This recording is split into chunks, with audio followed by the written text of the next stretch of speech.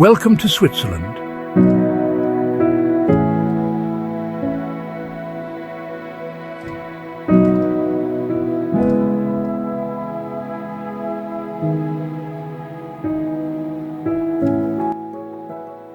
At first glance, Switzerland looks effortless. Perfectly timed trains.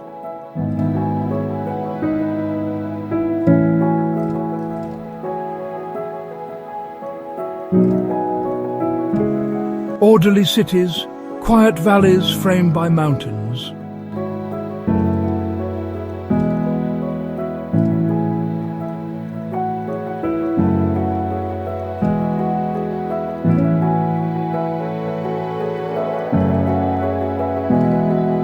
But none of this is accidental.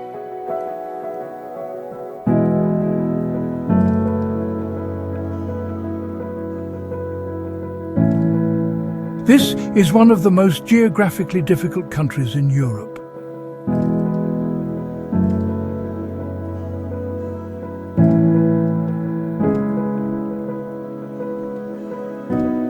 Mountains dominate the landscape. Space is limited. Movement is restricted.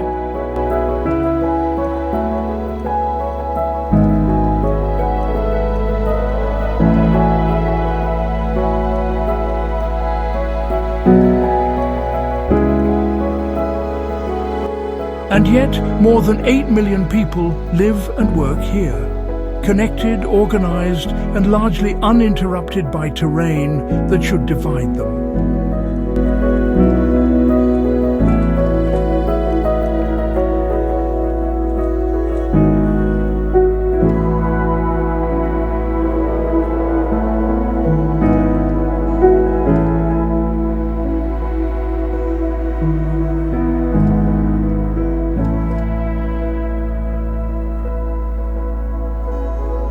So, how does a country built on rock, ice and narrow valleys actually function?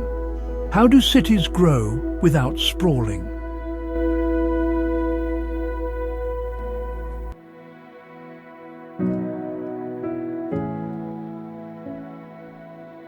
How do transport systems stay reliable in extreme conditions? And how does a nation surrounded by powerful neighbors maintain independence and control for centuries?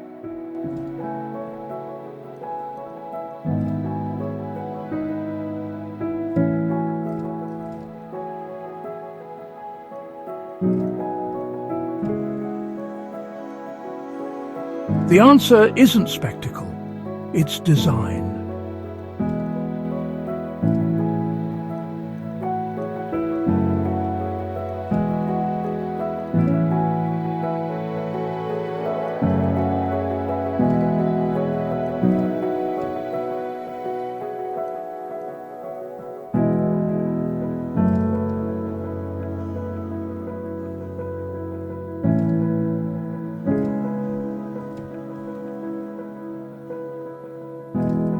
Today, we will explore Switzerland's wonders one at a time. It's about how Switzerland works.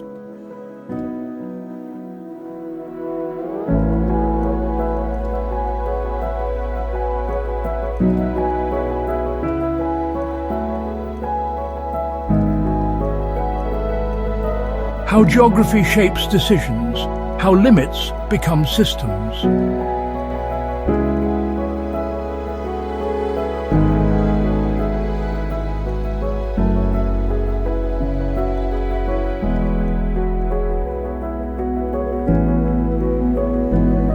And how control of land, movement and risk became a national identity.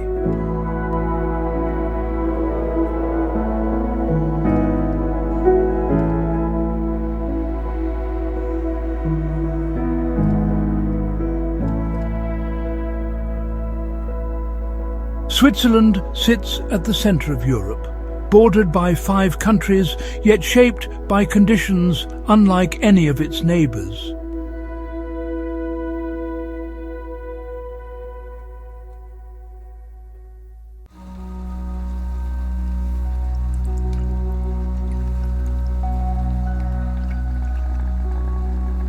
From above, the scale is immediately clear.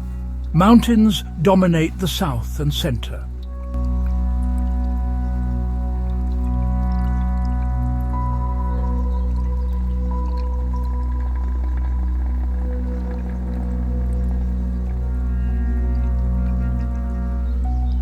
Valleys narrow quickly, and usable land is limited.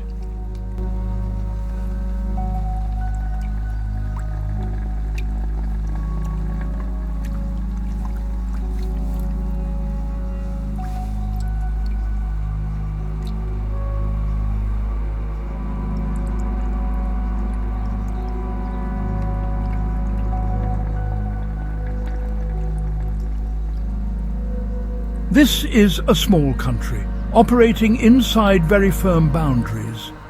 From the beginning, survival here depended not on expansion, but on adaptation.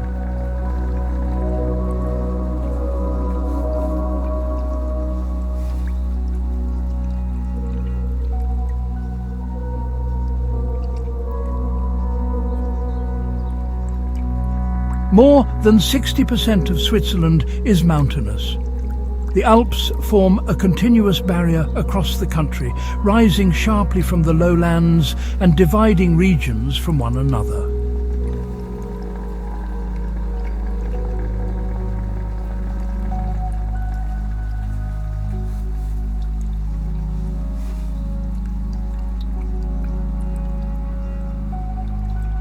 To the northwest, the Jura Mountains create a second edge.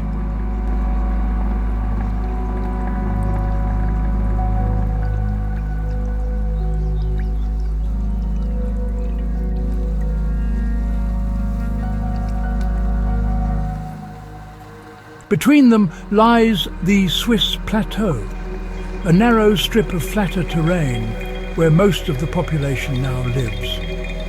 Almost everything modern Switzerland depends on must fit here.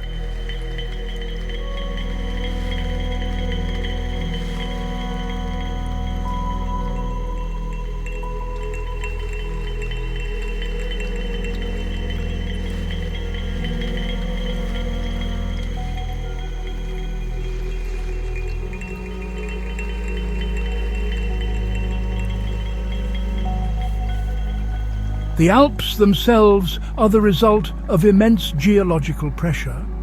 Over millions of years, tectonic plates collided, forcing rock upward and folding the landscape into ridges, peaks, and high passes.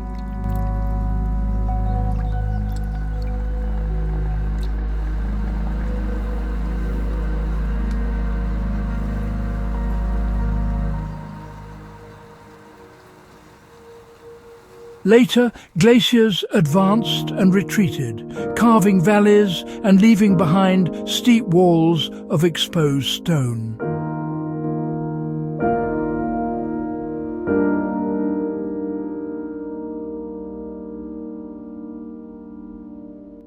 What remains is dramatic, but also unstable. Avalanches, landslides, and glacial melt are not historical features. They are active processes.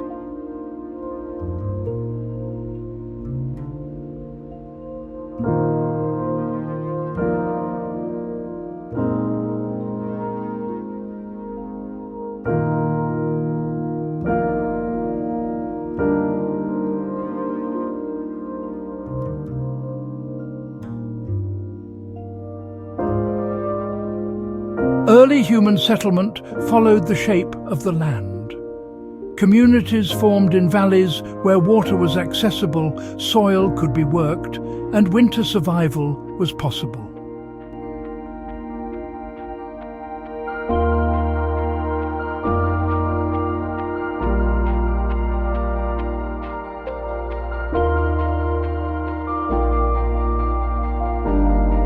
High passes connected regions, but only briefly, and often at great risk.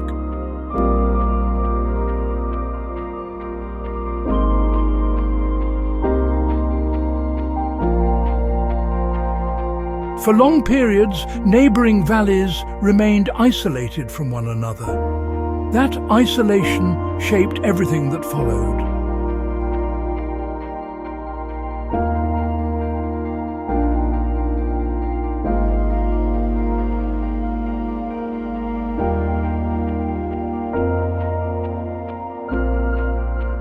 Switzerland developed not as a single unified culture, but as a collection of regions.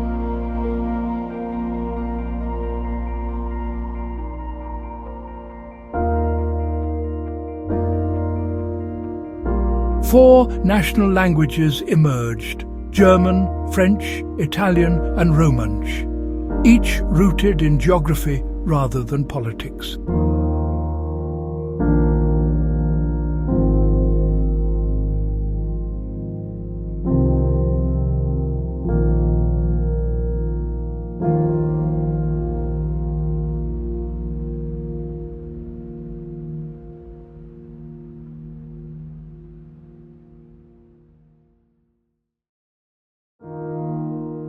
Even today, crossing a mountain pass often means crossing into a different cultural space.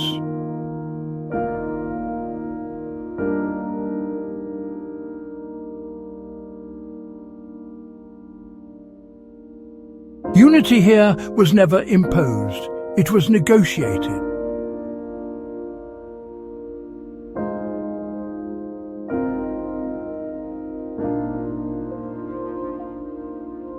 Movement across this terrain has always been difficult. Before modern engineering, travel through the Alps was slow, dangerous and seasonal.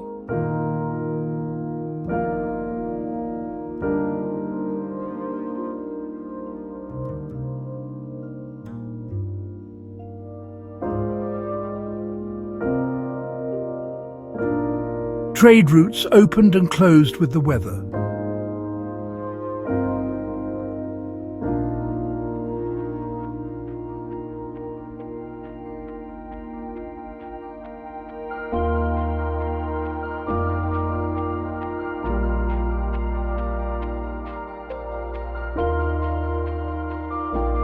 Control of key passes meant control of movement, and often survival.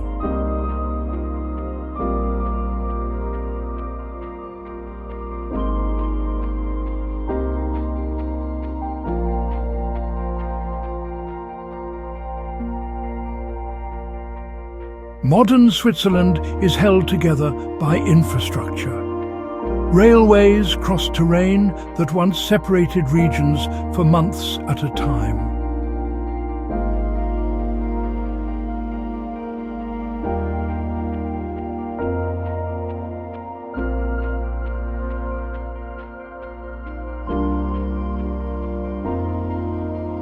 Tunnels run deep beneath the Alps, connecting northern and southern Europe year-round.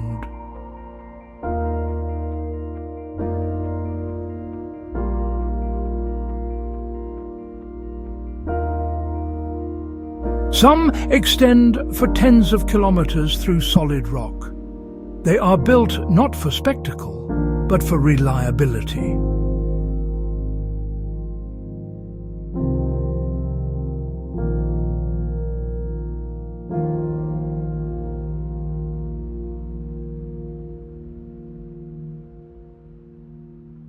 Rail travel shapes daily life. Trains operate with high frequency and precision, even in extreme conditions.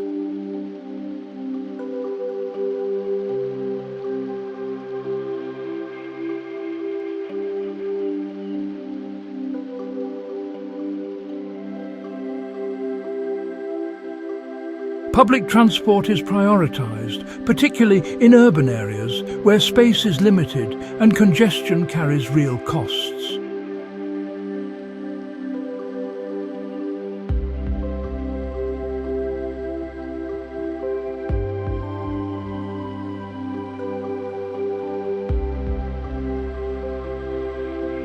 The system is designed to function quietly and consistently.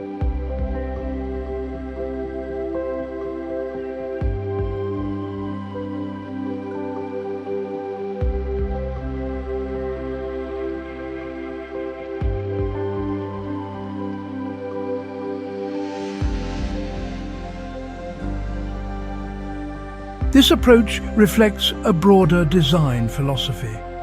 Infrastructure follows the landscape rather than overriding it. Bridges curve with valleys.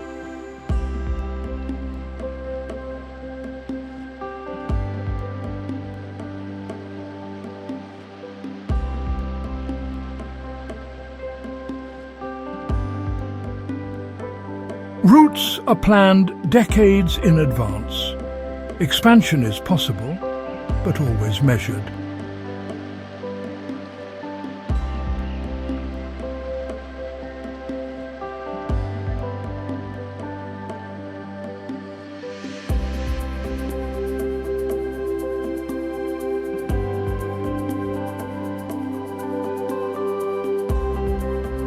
Zurich is Switzerland's largest city and its economic centre. It developed at the outflow of Lake Zurich, where the river Limmat begins. This position supported early trade and later industrial growth.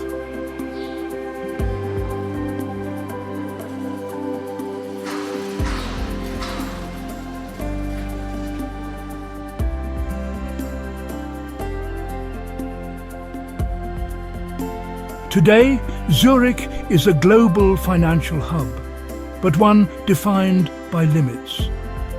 High-rise construction is restricted. Historic districts remain intact.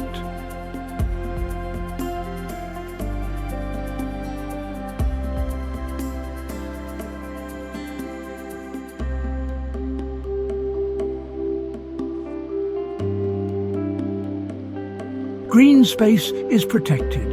Public transport moves people efficiently through a compact urban area.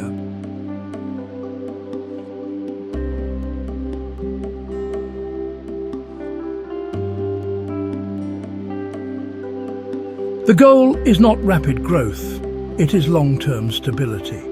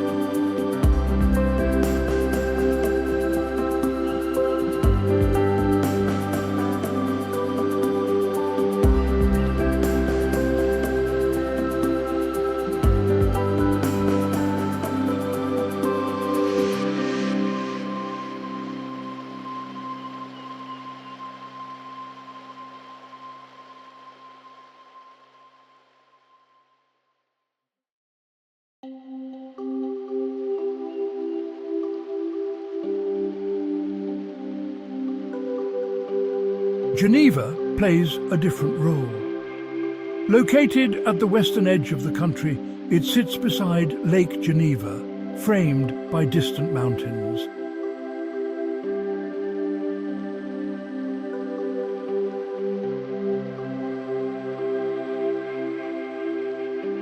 It is one of the world's most international cities, hosting global institutions including the United Nations and the Red Cross. Switzerland's neutrality has made Geneva a centre for diplomacy.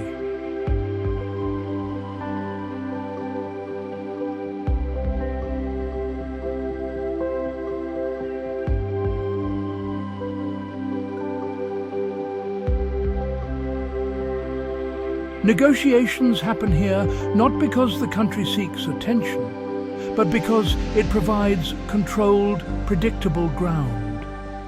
The city reflects that function.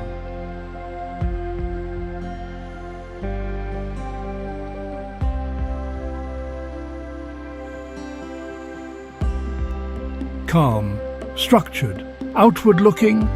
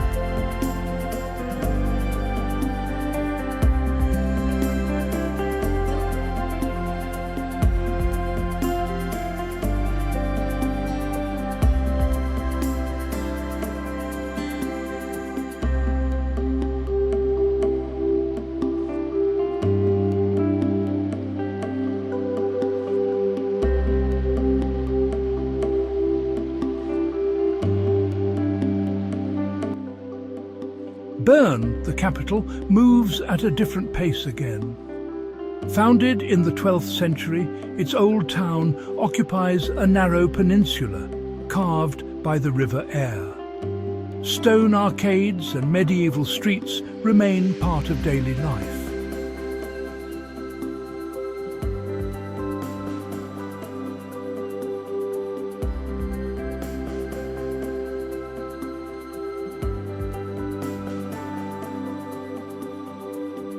Political power in Switzerland is deliberately decentralized.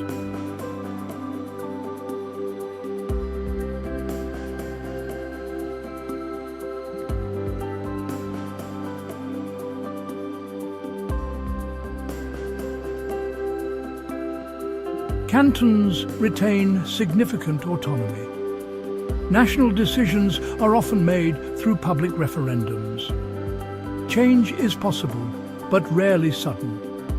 The system is designed to slow momentum when necessary.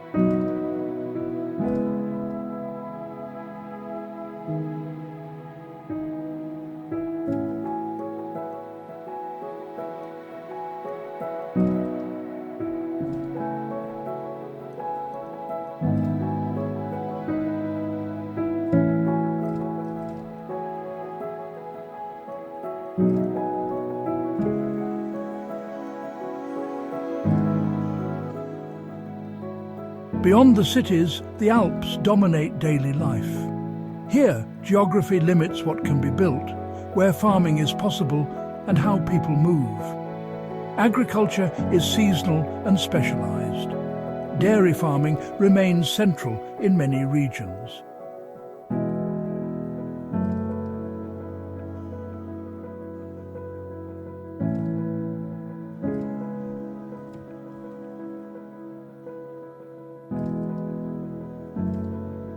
In summer, livestock move to high alpine pastures.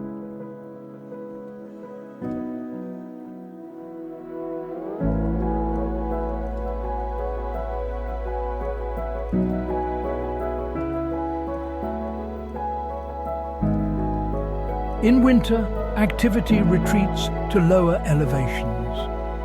This rhythm has shaped traditions, food, and land use for centuries. Tourism now supports many mountain communities.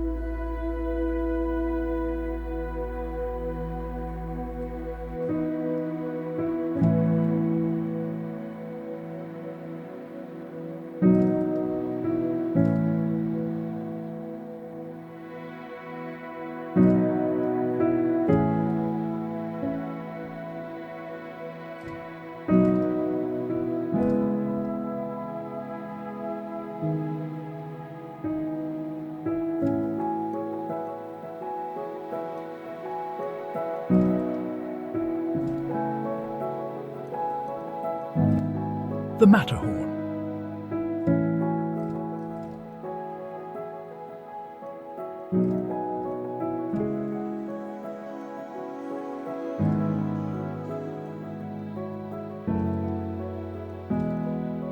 One of the most recognizable mountains in the world.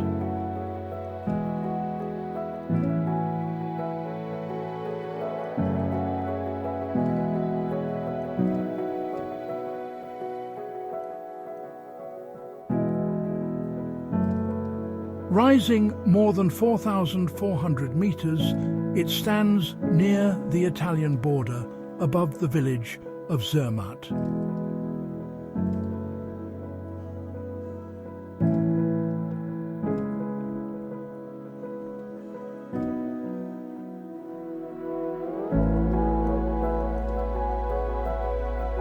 For much of history, it was considered unreachable.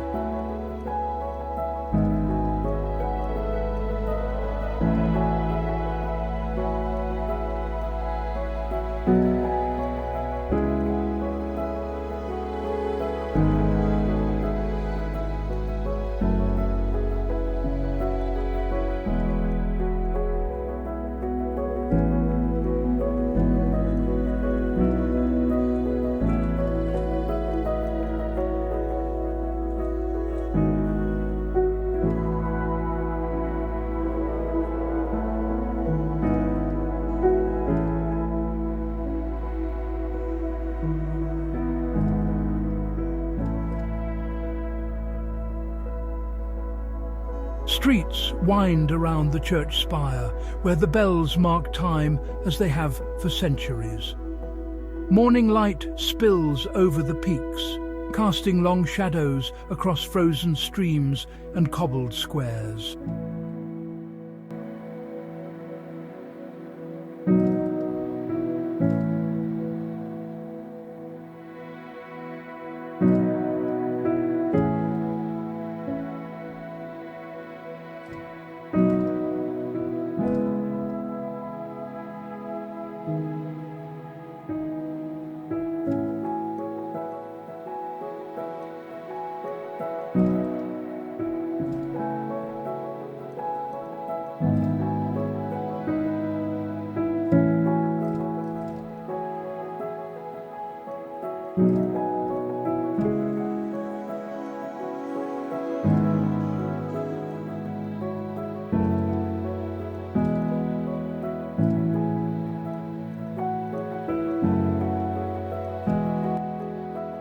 A village shaped by mountains and tradition. Nestled at the base of the Matterhorn, it clings to a valley where roads end and only electric vehicles move. Chalet rooftops rise in neat tiers, timber darkened by alpine winters.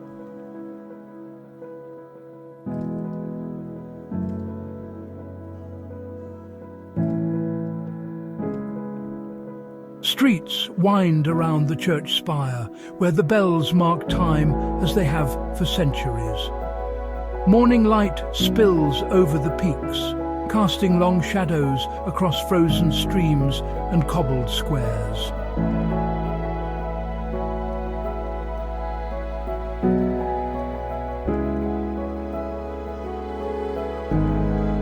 Tourists and climbers move quietly through the village, drawn here not just by the mountain, but by the sense of precision in every detail, from the electric buses to the well-tended gardens.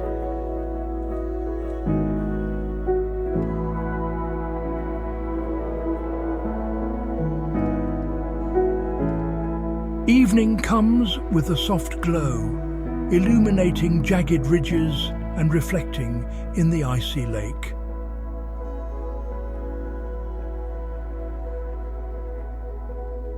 Here, the mountain dominates every view, but Zermatt remains perfectly balanced beneath it, a place where human settlement and nature coexist with exacting care.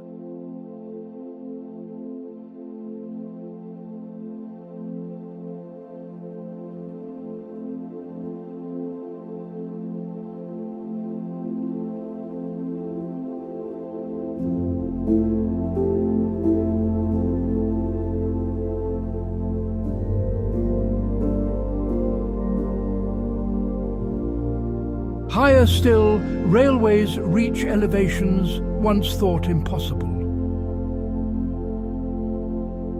At Jungfraujoch, tracks rise over 3,400 meters above sea level. Here, access to glaciers allows long-term scientific monitoring.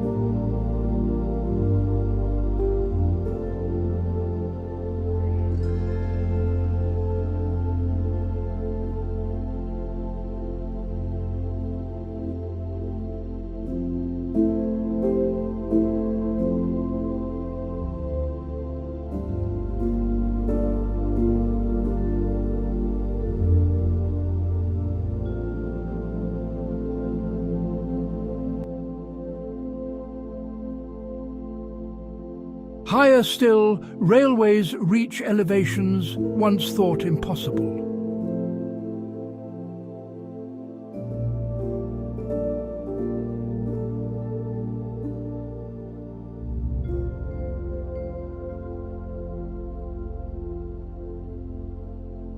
At Jungfraujoch, tracks rise over 3,400 meters above sea level.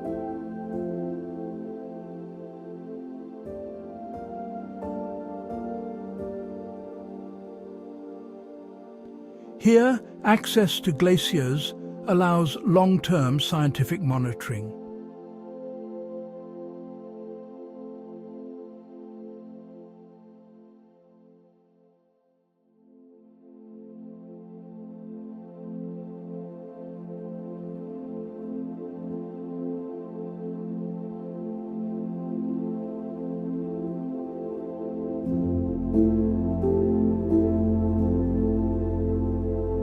Glacial retreat is measured year by year.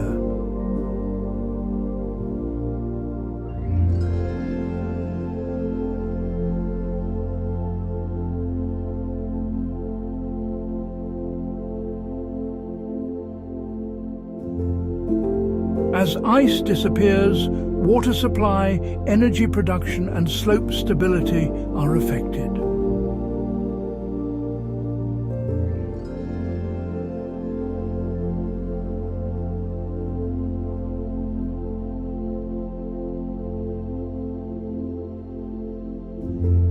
Climate change in the Alps is no longer abstract. It is visible.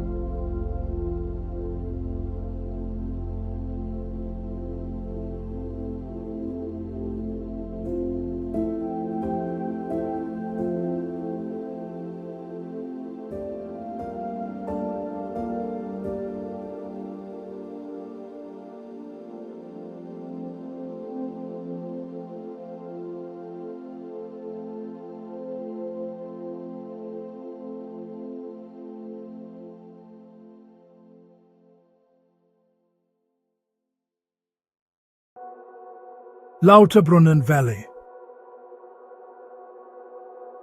The valley stretches like a deep green ribbon between towering cliffs. Waterfalls spill relentlessly from the rocky walls, tumbling hundreds of meters before vanishing into the valley floor.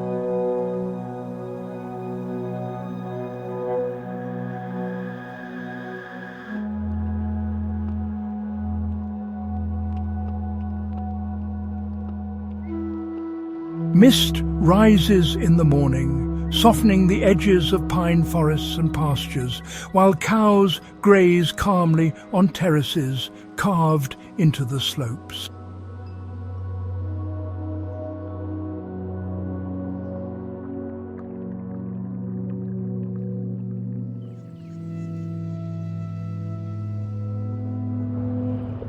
Villages cluster along the valley's base, their rooftops dwarfed by the surrounding mountains. Trails wind upward toward alpine meadows, where wildflowers bloom in summer, and snow lingers long into spring.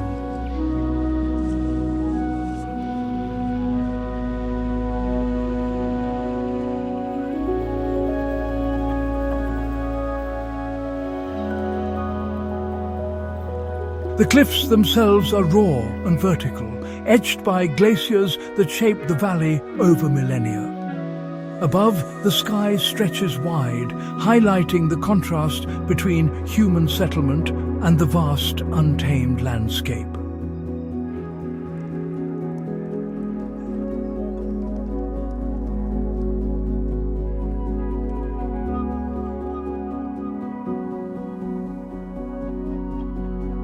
As evening falls, the waterfalls glow in the soft light, and shadows stretch across the valley floor.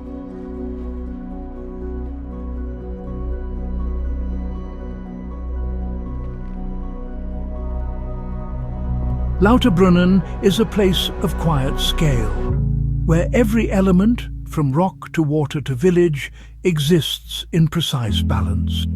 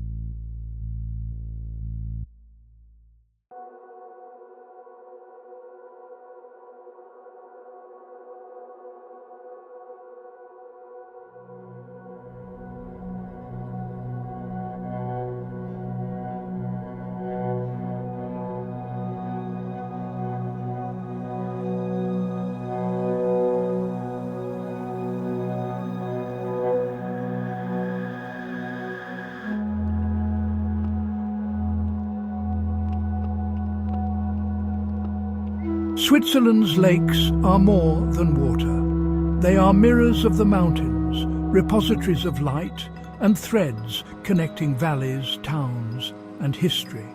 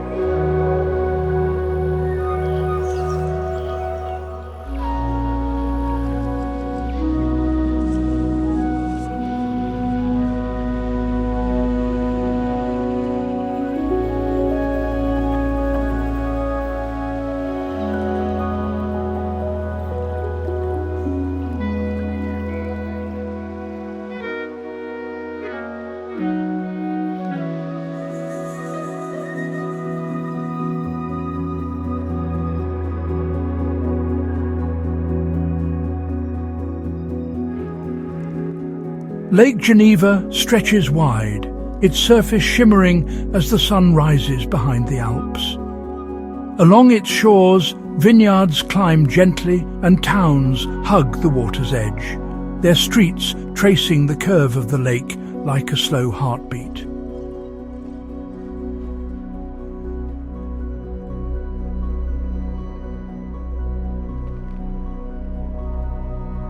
Ships glide silently across the glassy surface, leaving trails that ripple toward distant snow-capped peaks.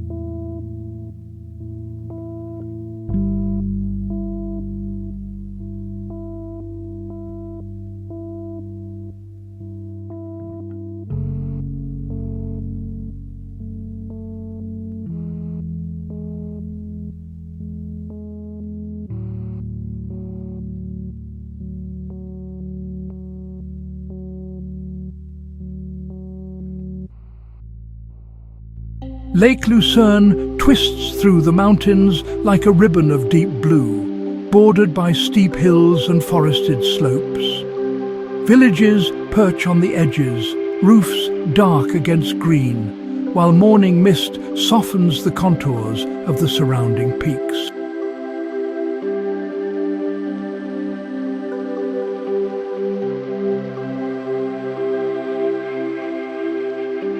Reflections double the mountains, almost erasing the line between earth and sky.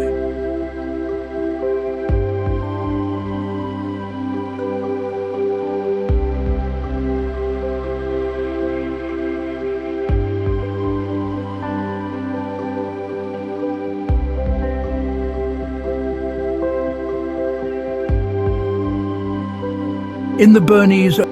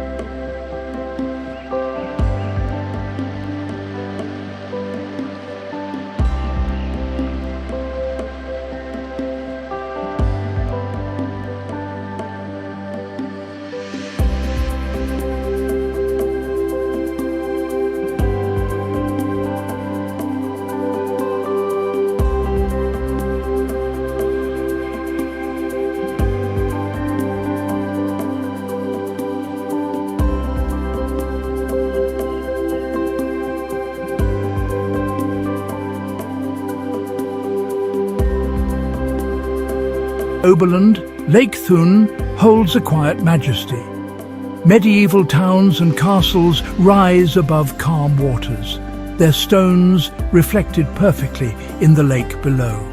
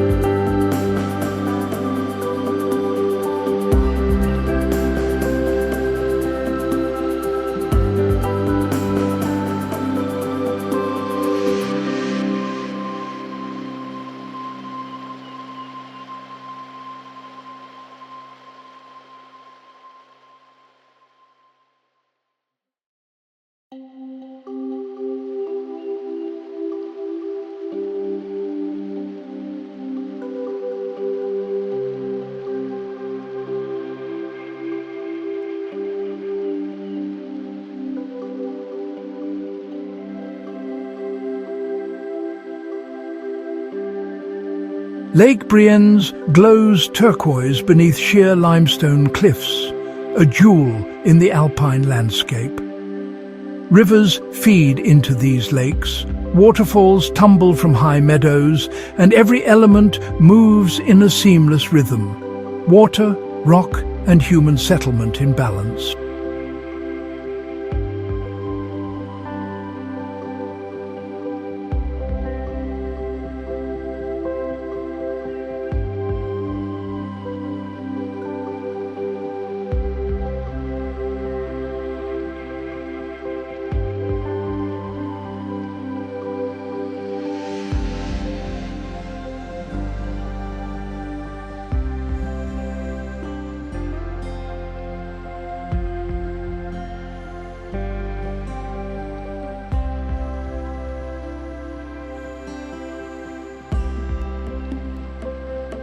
Even in winter, lakes transform, yet remain alive.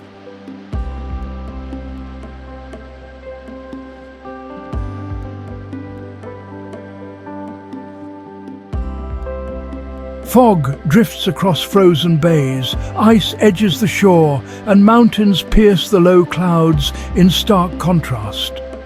The water is still, but never empty. It holds the echoes of centuries, of trade, travel, and life unfolding along its banks.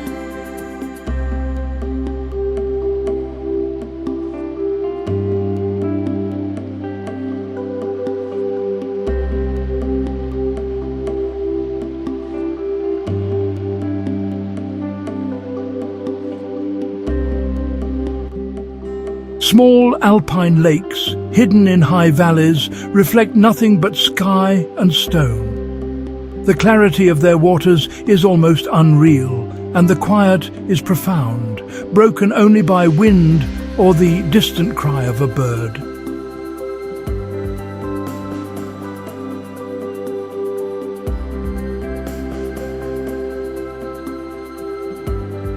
Switzerland's lakes are not just scenic beauty.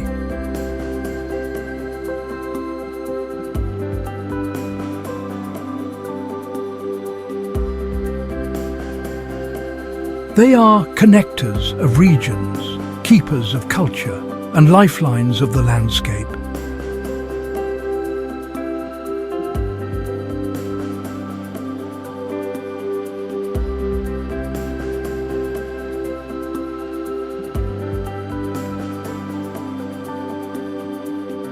They invite pause, reflection, and wonder, a cinematic stage where mountains, towns, and skies perform in perfect harmony.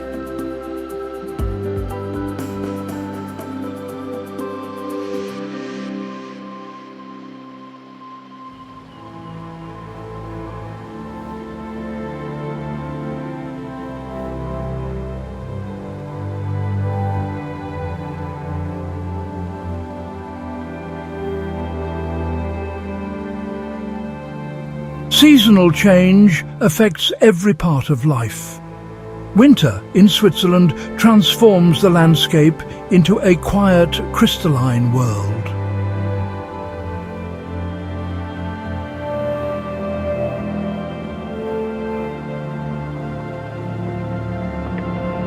Mountains are capped with fresh snow. Their jagged peaks softened by white blankets. Valleys shimmer under frost, and the air carries a sharp clarity that seems almost palpable.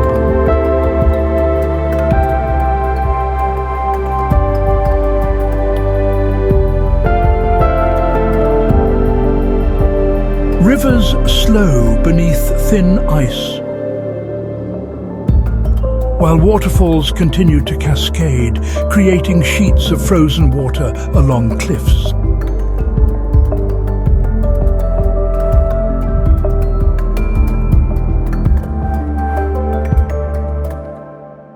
Forests are hushed, pine branches bending beneath the weight of snow. Villages nestle in this stillness, smoke curling from chimneys, lights glowing warmly against the icy backdrop.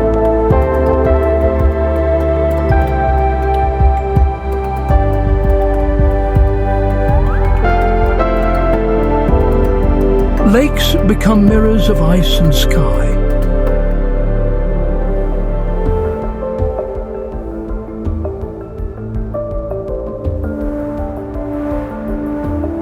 Some freeze entirely, while others hold a thin sheen of water, reflecting snow-draped mountains and frosted forests along their shores.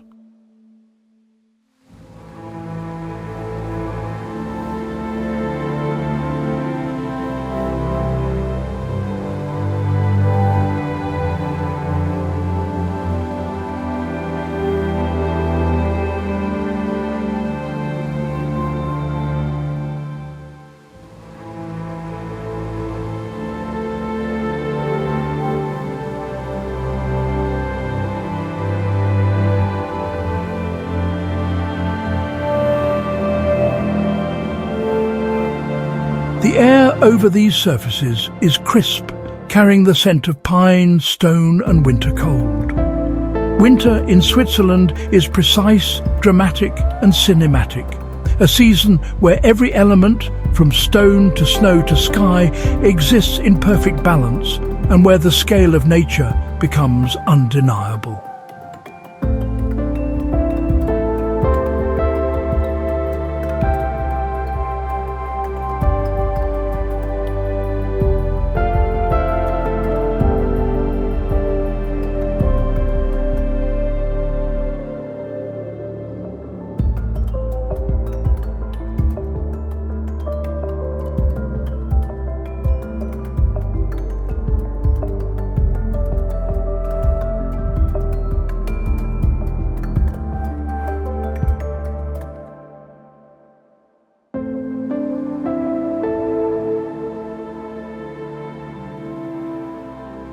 Summer in Switzerland is a season of movement and colour.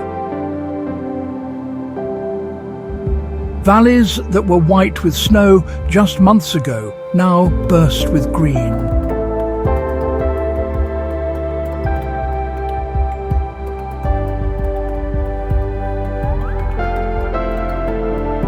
Meadows ripple with wildflowers, yellow, purple and red, stretching toward distant peaks.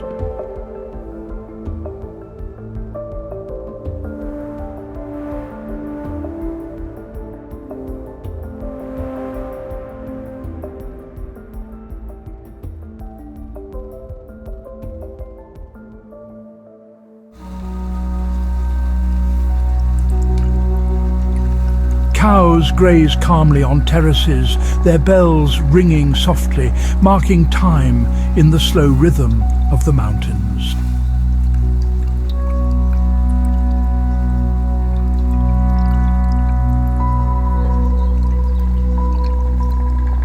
Rivers swell with melted snow, rushing through narrow gorges and past villages, their waters glinting in the sun.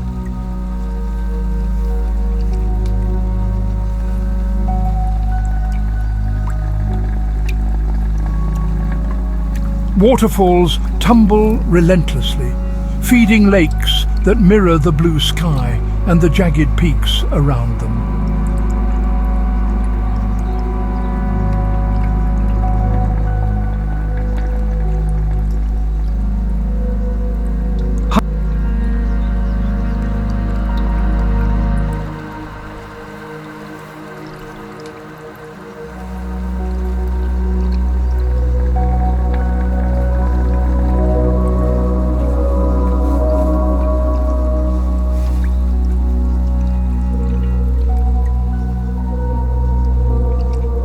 Hikers trace trails along ridges, moving through alpine meadows that smell of fresh grass and wild herbs.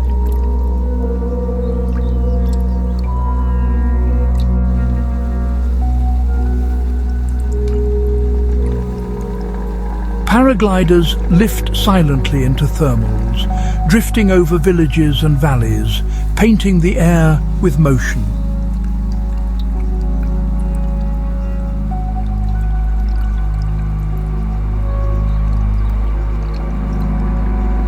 Lakes take on an intense clarity in summer. Geneva sparkles as sunlight hits the surface, while Lucerne winds like a ribbon through forested slopes.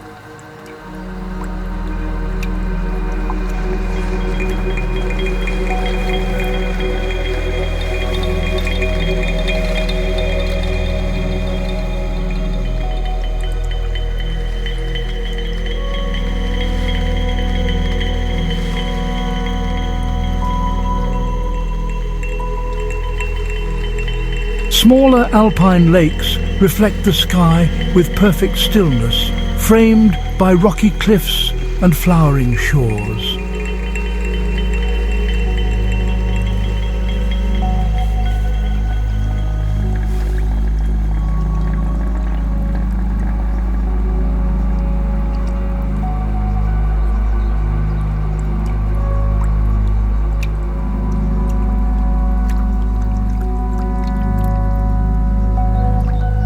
Even the high passes transform. Snow lingers in shaded corners, but rocks, grasses and alpine flowers reclaim the land, creating a mosaic of colour and texture.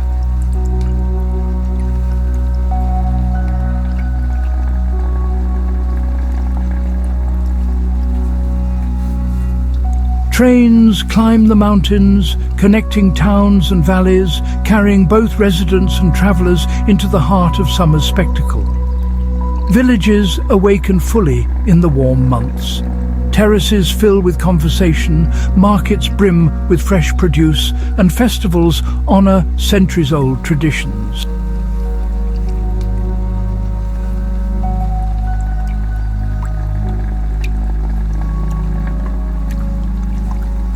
Yet even in human presence, the mountains dominate. reminders that the rhythm of summer is guided by nature, not people.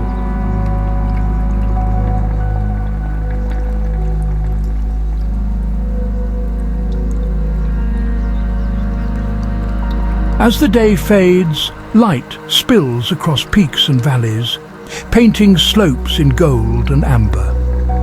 Reflections shimmer in lakes. Waterfalls glow in the low sun.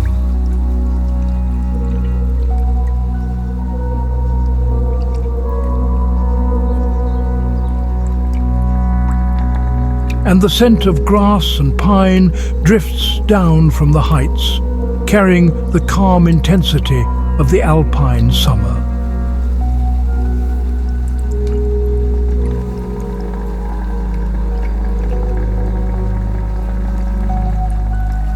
Summer in Switzerland is alive, measured and cinematic. A season where landscapes, villages and life itself exist in precise balance, each element highlighted by sunlight, shadow and motion.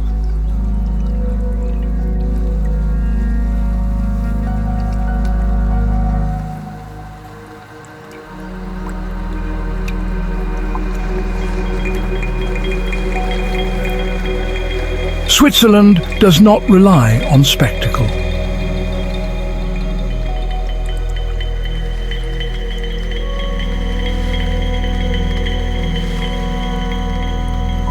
Its identity is built on precision, restraint and long-term thinking. Cities do not sprawl. Infrastructure does not dominate.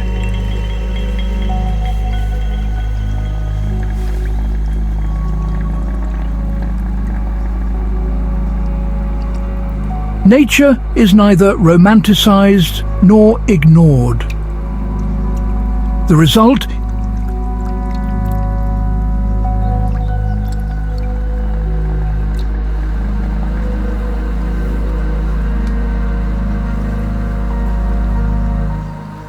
is a country that works within its constraints rather than against them.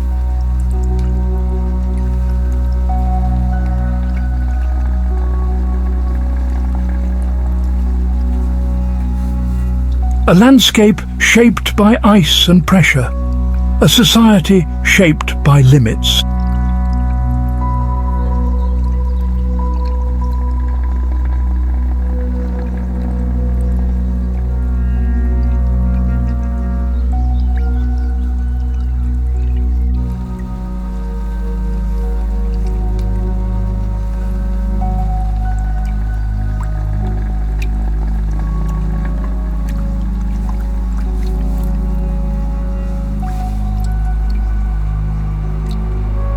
Switzerland is not defined by a single city, language or mountain. It is defined by control. Control of land, control of movement, control of risk.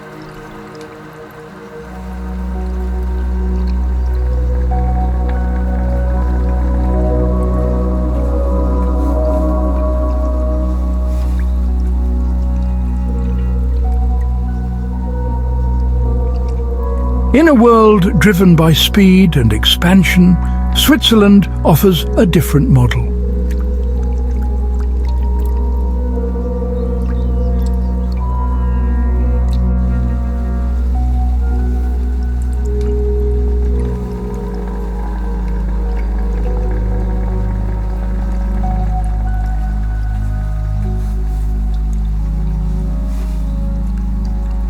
One based not on momentum alone, but on balance.